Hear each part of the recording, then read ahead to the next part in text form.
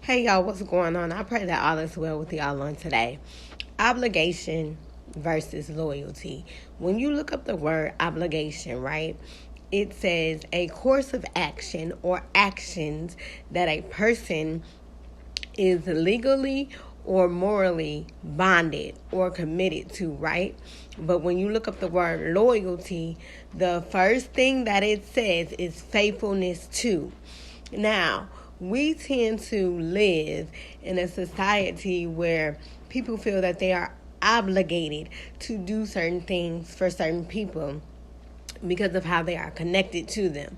And we sometimes attribute obligation, to loyalty. But loyalty is faithfulness too. Obligation is a quote unquote commitment. In order to truly be obligated to something or quote unquote someone, you first have to be loyal to it, which is faithfulness to it.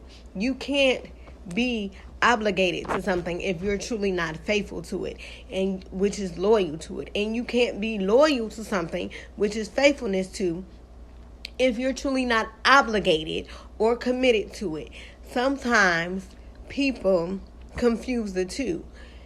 Obligation is a quote unquote duty or a commitment, right? But when that thing is done or completed or whatever, that person feels they're no longer obligated to you or obligated to you to an extent.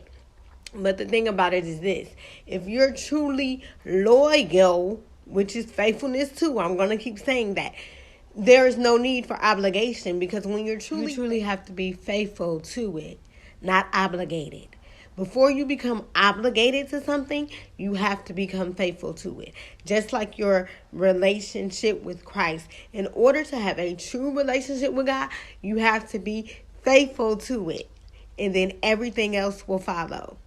That same thing applies with friendships, jobs, and whatever. Everything starts with our understanding. Lean not to our own understanding, but in all of our ways acknowledge God.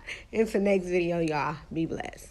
When you're already loyal to something, it's easy to connect the obligation, because again, loyal is faithfulness too. Obligation is a duty or a commitment, right? Think about it like this. Jesus was already obligated to die on the cross for us, right? But in order for him to accept that obligation, he had to understand the faithfulness of it, the purpose of it.